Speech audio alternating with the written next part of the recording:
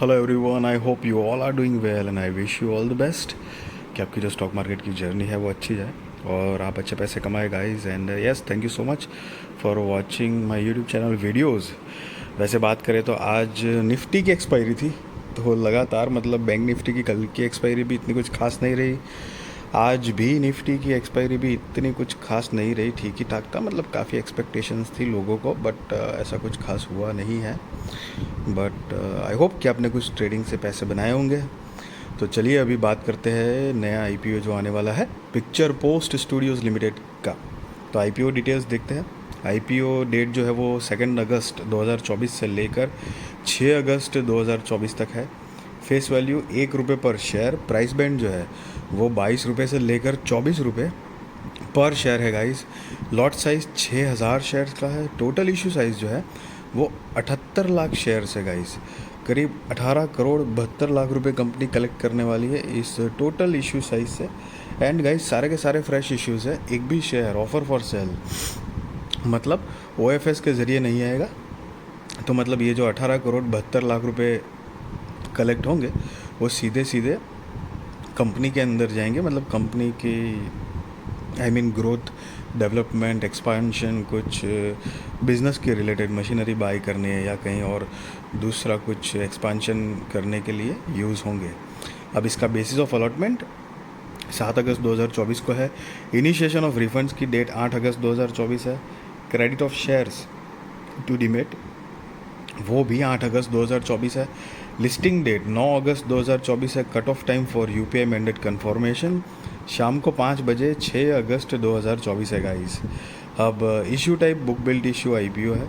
Listing जो है वो एनएसई एसएमई पे गाइस होने वाली है। सो ये एक स्मॉल एंड मीडियम एंटरप्राइजेस का आईपीओ है, मेन बोर्ड आईपीओ नहीं है।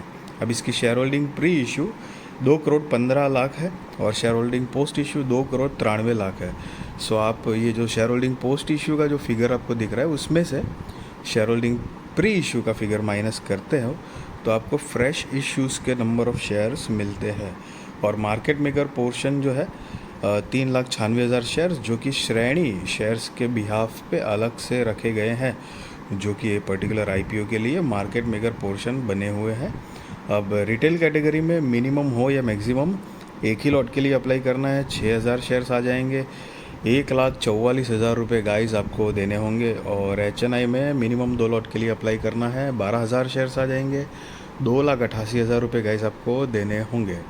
सो आपको पता होगा कि एसएमई है, तो एसएमई स्टॉक जो होते हैं उसके अंदर सिर्फ लॉट में डील होती है। सिंगल सिंगल शेयर्स जो है वो आप बेच या ख़रीद नहीं पाओगे। और लॉट की साइज़ जो है फॉर एग्ज़ाम्पल कि यहाँ पर 6,000 है, तो लिस्टिंग के बाद चांसेस होते हैं कि लॉट की साइज़ चेंज हो, ज़रूरी नहीं है बट चांसेस होते हैं guys.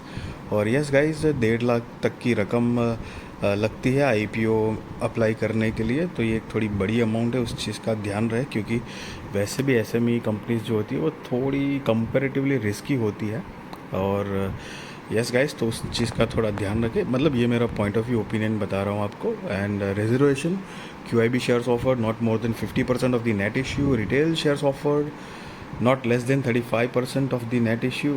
NII HNI shares offered not less than 15% of the net issue है गाइस। एंड गाइस यहाँ पर एक अच्छी बात है कि एंकर इन्वेस्टर्स इन्वॉल्व है, सो वो एक पॉजिटिव माना जाता है। बट उसकी डिटेल बाद में देखते हैं, पहले प्रमोटर्स देख लेते हैं। तो कि mister Paresh Tekriwal, mister Shailendra Ishwardas Chandgotia, miss Pooja Shailendra Chand Gothia and miss Deepa Shailendra Chand गोठिया, जो कि कंपनी के प्रमोटर्स हैं। और इनकी share holding pre issue 93.02%, share holding post issue 68.27% है गाइस।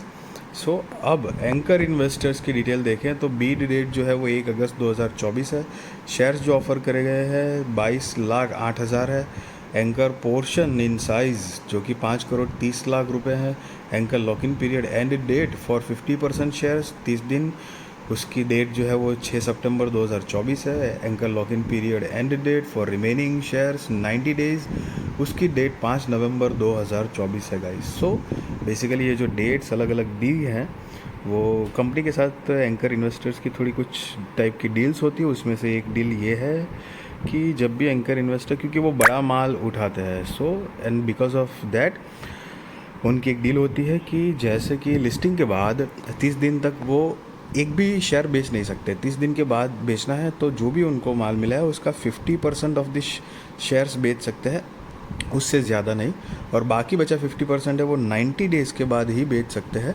सो उसकी अलग अलग डेट दी गई है। हालांकि मैं अपना ओपिनियन बताऊं तो यस, एंकर इन्वेस्टर्स इन्वॉल्व होते हैं तो वो एक थोड़ा पॉजिटिव ज़रूर माना जाता है, क्योंकि एक तरह से बड़ा माल उठाते हैं और एक तरह से वो ट्रस्ट जनरेट कर रहे हैं कंपनी के ऊपर। क्योंकि मतलब ज़रूरी नहीं है, क्योंकि बहुत सारी उसमें भी ना स्ट्रेटजीज आती है, बहुत सारी चीज़ें होती है, बट एक तरह से पॉजिटिव माना जाता है। ग्रे मार्केट प्रीमियम बढ़ने के चांसेस होते हैं, ज़रूरी नहीं है।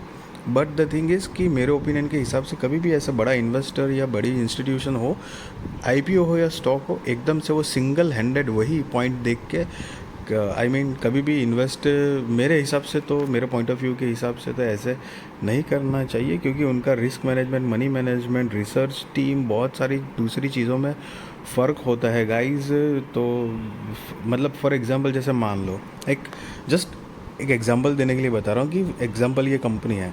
अब मान लो कि प्रमोटर्स का कोई दूर का एक बहुत ख़ास दोस्त है, तो उन्हीं को, मतलब मानो दो चार दोस्त हैं, उन्हीं को उन्होंने अगर किया होगा, एक होता है ना अंदर की बात, जैसे एक एग्जांपल बता रहा हूँ, तो उन्होंने इतना माल खरीद लिया। अब उनकी कुछ, मानो कि उनकी पर्सनल एक ऐसे बातचीत हुई है कि भाई ये स्टॉक लिस्टिंग के बाद ना यहाँ तक जाएगा, तो 90 दिन के या 100 दिन या 200, एक साल तक में, एक बात बताऊँ कि यहाँ तक पहुँच सकता है, तो इतना कुछ गेन आपको मिल सकता है, तो तू वो गेन लेके निकल जाना करके समथिंग। तो उस तरह से तू एंकर इन्वेस्टर करके आ जा, तो एक बात हमारी एक और थोड़ी ऐड ऑन हो जाएगा रेपो में, और आई मीन लिस्टिंग गेन के चांसेस भी बढ़ेंगे। बहुत सारी चीज़ ऐसी हो सकती है।